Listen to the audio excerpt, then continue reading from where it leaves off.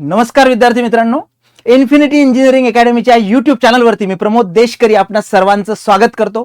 विद्यार्थी मित्रांनो, civil engineering, mechanical engineering, electrical engineering या स्पर्धा परीक्षेमध्ये या विद्यार्थ्यांना खूप चांगले चान्सेस असतात आणि नेमक्या कुठल्या पोस्ट त्यांच्यासाठी येतात याबद्दलची माहिती आम्ही तुम्हाला देतच असतो वेळोवेळी. पण आत्ताच मागच्या सेशनमध्ये आपण इलेक्ट्रिकलशी संबंधित एक व्हिडिओ केला होता आणि त्याच्यामध्ये आपल्या एका मित्रांनी कमेंट टाकली होती की सर असाच एक सेशन मेकॅनिकलच्या विद्यार्थ्यांसाठी करा, कारण बऱ्यापैकी आता सगळ्या मेकॅनिकल विद्यार्थ्यांच्या मनामध्ये एकच आहे, ते म्हणजे आरटीओ एमव्हीआय. पण तशाच अजून कुठले चान्सेस या वर्षी आहे जेणेकरून अभ्यास करताना, तयारी करताना विद्यार्थी मित्रांना त्याचा फायदा होईल हे आपण या सेशनमध्ये बघणार आहोत. त्याच्यामुळे नक्कीच सेशन शेवटपर्यंत बघायला विसरू नका. तुम्ही जर चॅनलवरती नवीन असाल तर आत्ताच सबस्क्राईब करून ठेवा आणि नोटिफिकेशनसाठी बेल आयकॉन प्रेस करून ठेवा.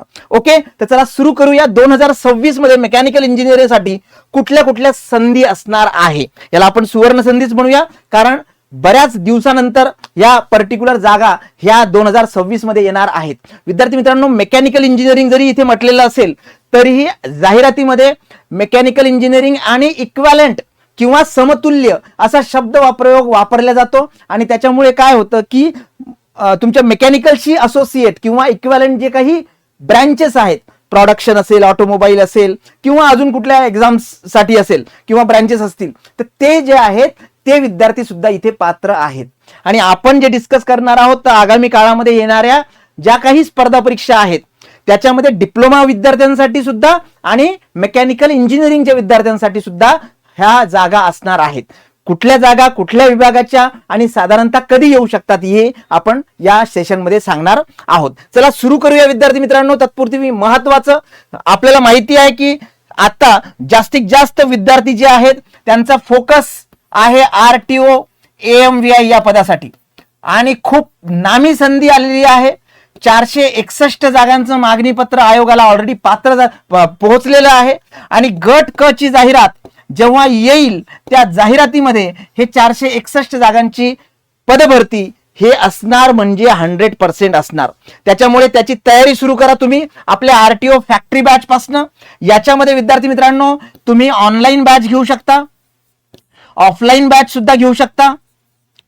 त्यानंतर तुम्हाला जर पाहिजे असेल की ऑनलाईन ऑफलाईन दोन्ही, तर हायब्रिड मोड मध्ये सुद्धा बॅच घेऊ शकता. आणि तसंच फक्त प्रीची बॅच घेऊ शकता, फक्त मेन्सची बॅच घेऊ शकता, किंवा तुम्हाला जर वाटलं की प्री प्लस मेन्स तर हायब्रिड बॅच सुद्धा तुम्ही परचेस करू शकता. याच्यासाठी अधिक माहितीसाठी 95 29 31 75 72 या क्रमांकावरती तुम्ही संपर्क साधा. चला सुरू करूया आपल्या मेन पर्टिक्युलर पॉइंटला. आता विद्यार्थी मित्रांनो, आयोगाचा आताच नवीन GR आला 5 मे रोजी आणि त्याच्यामध्ये त्यांनी या पर्टिक्युलर GR मध्ये आगामी काळामध्ये जे काही नव्याने काही संवर्ग क्रिएट केलेले आहेत, जसे सेवा त्यांनी ऍड ऑन केल्यात. अगोदर ज्या 6 सेवा होत्या त्याच्यामध्ये सेवा वाढवल्यात, म्हणजे जसं आपली अभियांत्रिकी सेवा होती तसंच त्याच्या व्यतिरिक्त विद्यार्थी मित्रांनो काही संवर्ग सुद्धा ऍड केलेले आहेत, म्हणजे पोस्ट ऍड केलेले आहेत. मग हे कुठले पोस्ट आहेत, कुठले डिपार्टमेंट आहेत तर ते समजून घेऊया. आता सगळ्यात महत्वाचं की आतापर्यंत जे काही विद्यार्थी मेकॅनिकल इंजिनिअरिंगचे आहे त्यांच्यासाठी MES मध्ये म्हणजे महाराष्ट्र अभियांत्रिकी सेवेमध्ये एक पद होतं, ते म्हणजे असिस्टंट इंजिनियर ग्रेड 2. हे जे पद होतं हे गॅझेटेड होतं, पण ग्रुप B चं पद होतं.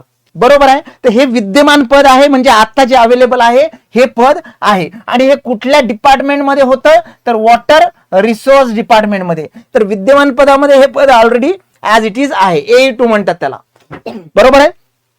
दुसरं एक पद आहे ते म्हणजे आपल्याला माहिती आहे की मेटलर्जी, आणि ज्याला म्हणतो आपण स्पेसिफिकली MES च्या अंडर ते पद होतं आणि त्याच्यासाठी मेकॅनिकलचे विद्यार्थी जे आहेत हे तिथे पात्र होते. तर विद्यार्थी मित्रांनो हे जे आहे हे विद्यमान पद आहे. आता नव्याने कुठले कुठले पद ऍड झालेत आयोगाच्या नियमाप्रमाणे किंवा आयोगाच्या GR प्रमाणे ते पण आपण बघूया. ओके, सगळ्यात पहिलं पद जे आहे हे वॉटर डिस्ट्रीब्युशन डिपार्टमेंट जे आहे, पाणी पुरवठा विभाग, याच्यामध्ये डेप्युटी इंजिनियर हे पद जे आहे हे नव्याने समाविष्ट करण्यात आलेलं आहे. ओके, स्वच्छता आणि पाणी पुरवठा विभाग, सॅनिटायझेशन जे आहे, वॉटर सप्लाय अँड सॅनिटायझेशन, तर याच्यामध्ये डेप्युटी इंजिनियर हे ग्रुप A चं पद आहे, म्हणजेच अ म्हणतो आपण त्याला, गट अ चं पद आहे. जसं हे पाणी पुरवठा विभागामध्ये आहे तसंच वॉटर रिसोर्स डिपार्टमेंट मध्ये सुद्धा डेप्युटी इंजिनियर हे पद नव्याने ऍड झालेलं आहे. हे सुद्धा गट अ चं पद आहे, ग्रुप ए चं पद आहे आणि गॅझेटेड आहे, याच्या वरचं पद झालं ते. बरोबर आहे. त्याच्या व्यतिरिक्त अजून कुठलं पद ऍड झालेलं आहे ते पण बघूया आपण. तिसरं जे पद आहे, okay, directorate of government printing stationery and publications mechanical engineer. या पर्टिक्युलर विभागामध्ये सुद्धा मेकॅनिकल इंजिनियर हे एक ऍडिशनल संवर्ग किंवा पोस्ट ही निर्माण झालेली आहे, नव्याने समाविष्ट करण्यात आलेलं आहे. आणि त्याच्या व्यतिरिक्त चौथं जे पोस्ट आहे ही directorate of geology and mining, याच्यामध्ये असिस्टंट ड्रिलिंग इंजिनियर हे सुद्धा एक पद हे ऍड ऑन झालेलं आहे. तर विद्यार्थी मित्रांनो, हे अगोदरच पद होतं. त्याच्या व्यतिरिक्तही काही पर्टिक्युलर मेकॅनिकल इंजिनियर साठी जसं आरटीओ हे एक पद आहे. आरटीओ, आपण आरटीओ एमव्हीआय बद्दल बोलत नाही, तर मी आरटीओ बद्दल बोलतोय. आणि याच्यामध्ये एआरटीओ हे पद होतं या विभागातलं. तर एआरटीओ हे जे पद आहे, या पदासाठी मेकॅनिकल इंजिनियर पात्र आहेत, पण त्याचा सिलेबस वेगळा होता. तर हे एक पद ऑलरेडी होतं, फक्त मेकॅनिकलशी रिलेटेड सब्जेक्ट नव्हते, त्याच्यामुळे आपण त्याला ते साईडला ठेवलंय. येते लक्षात.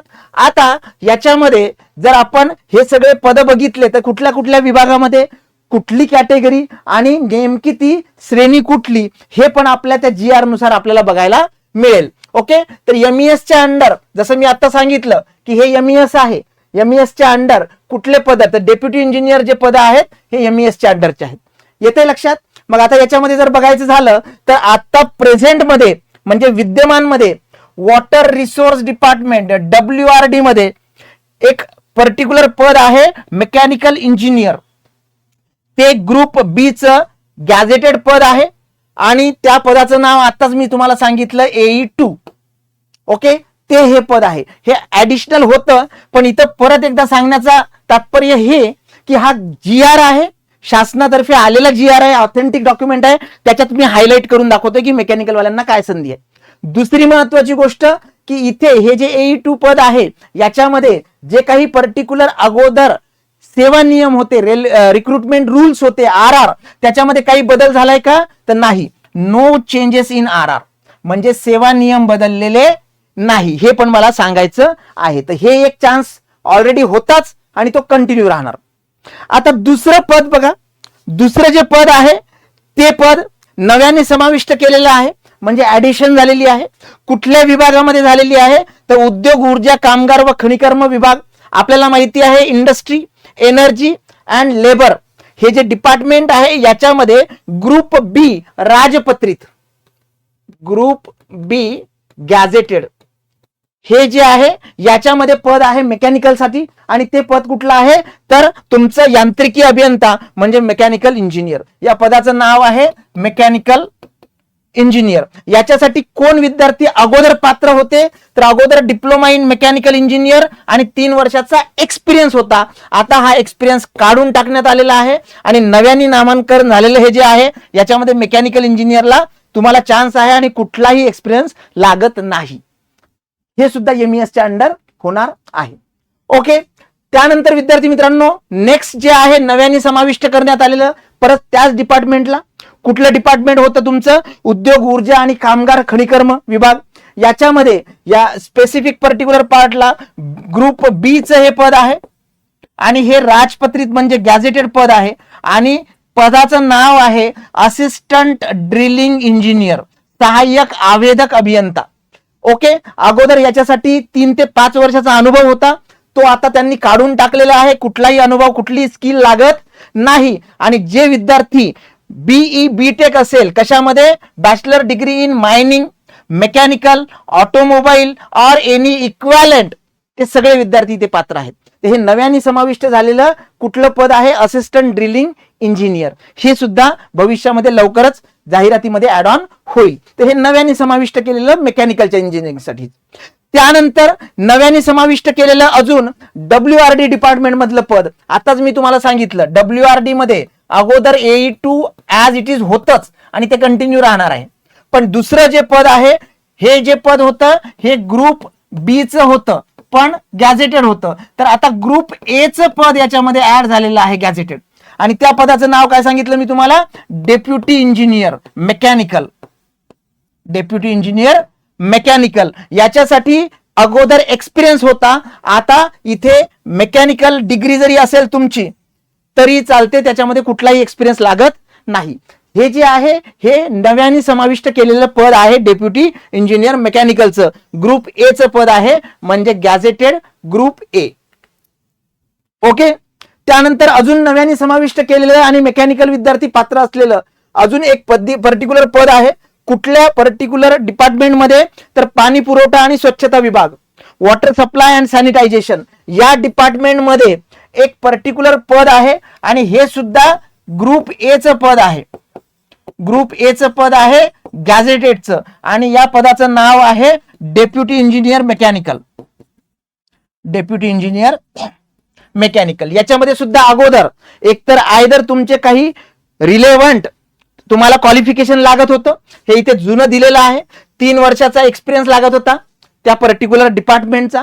आता त्यांनी परत हे फ्रेशरसाठी ओपन केलंय. इथे कुठलाही एक्सपिरियन्सची गरज नाही. तुम्ही बीटेक बीई मेकॅनिकल किंवा इक्विव्हॅलंट झालेले असाल तर तुम्ही डेप्युटी इंजिनियर होऊ शकता. ओके. हे सगळे MES च्या अंडर आहे. त्याच्यानंतर ज्या डायरेक्ट रिक्रुटमेंट आहे बघा, आता याच्या अगोदर ज्या काही जागा बघितल्या आपण, ह्या सगळ्या MPSC MES च्या अंडर होणार आहे. इथे लिहूया आपण MPSC MES. MES म्हणजे महाराष्ट्र इंजिनिअरिंग सर्व्हिसेस.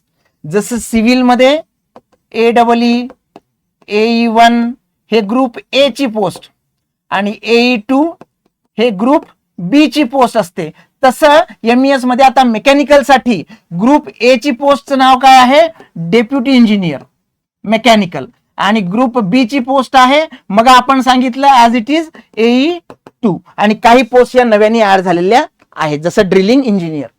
आणि हे झालं MES चं. डिरेक्ट रिक्रुटमेंट सुद्धा याच्यामध्ये मेकॅनिकल मध्ये चांगले चान्सेस आहेत.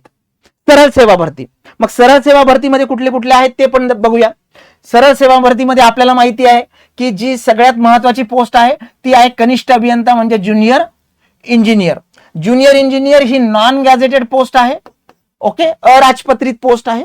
याच्यामध्ये ऑलरेडी ज्या काही पर्टिक्युलर रिक्रुटमेंट होतात याच्या थ्रू आता आयोगाकडे ह्या सगळ्या सरळ सेवा पहिल्यांदा गेलेल्या आहेत. तर कुठला विभाग आहे, कृषी पशुसंवर्धन, दुग्ध व्यवसाय व मत्स्य व्यवसाय. ग्रुप सी ची पोस्ट आहे याच्यामध्ये एक, ग्रुप सी ची पोस्ट. ग्रुप सी ची पोस्ट काय आहे, mechanical instructor. Mechanical instructor. Okay, आणि याच्यामध्ये अगोदर diploma of 3 year electrical engineering, diploma in mechanical engineering आणि 10 वर्षाचा इन्स्टॉलेशनचा अनुभव लागत होता. आता नवीन RR नुसार म्हणजे सेवा नियमानुसार तुमची 10वी प्लस डिप्लोमा किंवा डिग्री झाली पाहिजे मेकॅनिकल मध्ये, आणि कुठलाही अनुभवाची गरज नाही. सरळ सेवेमार्फत मेकॅनिकल इन्स्ट्रक्टर ग्रुप सी चं पोस्ट हे नव्याने ऍड झालेलं आहे. हे तुम्हाला चांगली संधी आहे येणाऱ्या काळामध्ये. ओके, तर हे झालं डिरेक्ट रिक्रुटमेंट. याच्यामध्ये अजून डिरेक्ट रिक्रुटमेंट मध्ये उद्योग, ऊर्जा, कामगार, खनिकर्म याच्यामध्ये गट क च अजून एक पद ऍड ऑन झालेलं आहे, ज्युनियर टेक्निकल असिस्टंट.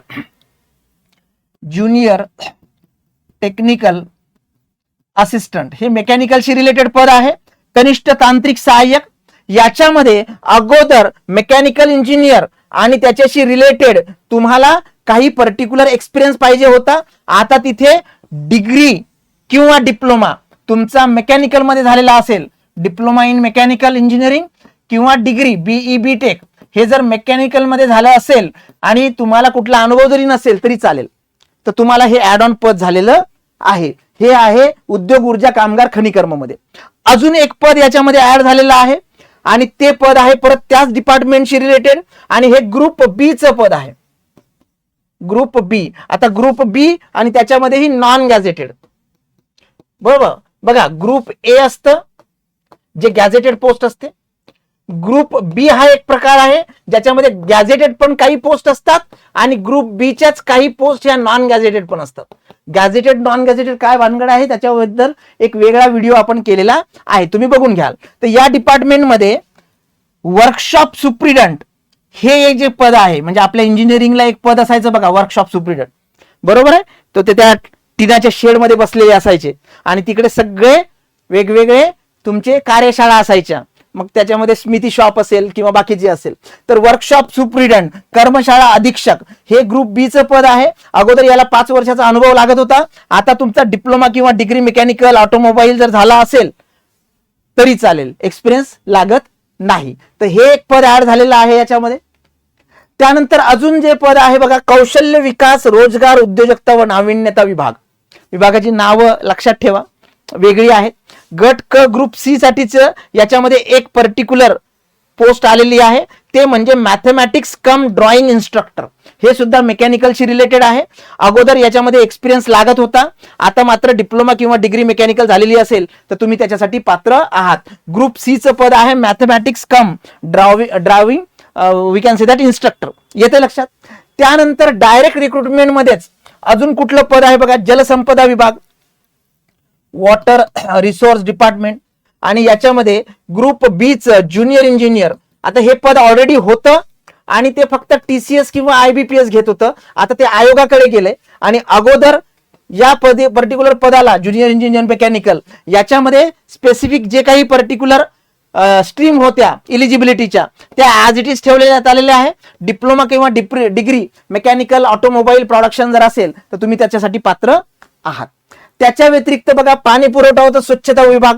याच्यामध्ये ग्रुप सी चं ज्युनियर इंजिनियर मेकॅनिकल, कनिष्ठ अभियंता यांत्रिकी हे पद आहे. याच्यामध्ये सुद्धा डिप्लोमा किंवा डिग्री जर तुमचं असेल तर तुम्ही पात्र ठरता. लक्षात घ्या विद्यार्थी मित्रांनो, ह्या सगळ्या ज्या पोस्ट आहेत ह्या आयोगाबद्दलच्या मी बोलतोय. जे आयोग घेणार आहे MPSC, याच्यामध्ये MES च्या अंडरच्या वेगळ्या राहतील. ओके, क्लास 1 क्लास 2 गॅझेटेड आणि डिरेक्ट रिक्रुटमेंट ह्या वेगळ्या राहतील. आले लक्षात. काही पद ऑलरेडी होते, जसं WRD चं पद आता आपण सांगितलं की WRD चं हे जे पद आहे वॉटर रिसोर्स डिपार्टमेंटचं, हे ऑलरेडी पद होतं, फक्त ते एक्झाम वेगळ्या बॉडी कंडक्ट करत होत्या. तर हे सगळं जे आहे विद्यार्थी मित्रांनो, हे आपलं आहे मेकॅनिकलचं आयोगाने घेणाऱ्या एक्झाम बद्दलचं.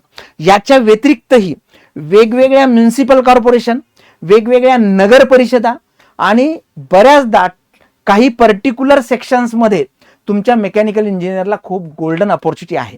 काही PSUs तुम्हाला माहिती आहे, ONGC असेल, DRDO असेल किंवा वेगवेगळ्या ऑटोनॉमस इन्स्टिट्यूट्स आहेत, तिथे सुद्धा मेकॅनिकलला चांगली संधी असते. बऱ्याचदा ह्या संधी गेटच्या बेसवरती असतात, पण काही ठिकाणी मात्र ते स्क्रुटिनी टेस्ट घेऊन तुम्हाला सिलेक्शनसाठी चान्स देतात. मेकॅनिकलमध्ये खूप चांगल्या संधी आहेत. RRB JEE असेल, SSC JEE असेल, ह्या तर सेंट्रलच्या एक्झाम्स आहेतच आहे, त्याच्याबद्दल आपण बोललेलो नाही. हे महाराष्ट्रामधल्या MPSC ज्या घेणार आहेत त्या एक्झाम बद्दल आपण बोललो. पण आपली तयारी सुरू करायची आहे. आपल्याला तयारी केल्याशिवाय पर्याय नाही. RTO एक मोठा पर्याय आहेच आहे आपल्याला. तर 11 शीटची मेकॅनिकल फॉर्म्युला कंटेंट शीट आपली अवेलेबल आहे. आपल्या सगळ्या वेबसाईटवरती ही अवेलेबल आहे. तुम्ही त्याच्यामध्ये परचेस करू शकता. विद्यार्थी मित्रांनो, याच्या व्यतिरिक्तही मेकॅनिकलच्या विद्यार्थ्यांना काही संधी आहेत, त्याच्यावरती आपण सेपरेट सेशन करणारच आहोत. तुमच्या मनामध्ये जर काही प्रश्न असेल तर कमेंट सेक्शन ओपन आहे, नक्की कमेंट करा. आणि अजून तुम्हाला कुठले व्हिडिओ, कारण आता हा व्हिडिओ बनवण्यामागचं कारण काय, आपल्या एका मित्रांनी आपल्याला कमेंट केली की सर मेकॅनिकलसाठी ज्या संधी आहेत त्याच्याबद्दल एक व्हिडिओ करा. तर हा व्हिडिओ आपण केलेला आहे. आणि असंच जर तुमचे काही प्रश्न असतील कमेंटमध्ये टाका. तुम्ही जर नवीन असाल तर या चॅनलला सबस्क्राईब करायला विसरू नका. लगेच बेल आयकन प्रेस करा, म्हणजे नोटिफिकेशन पण तुम्हाला वेळेत येईल. ओके, तर thank you for joining this session and thank you so much.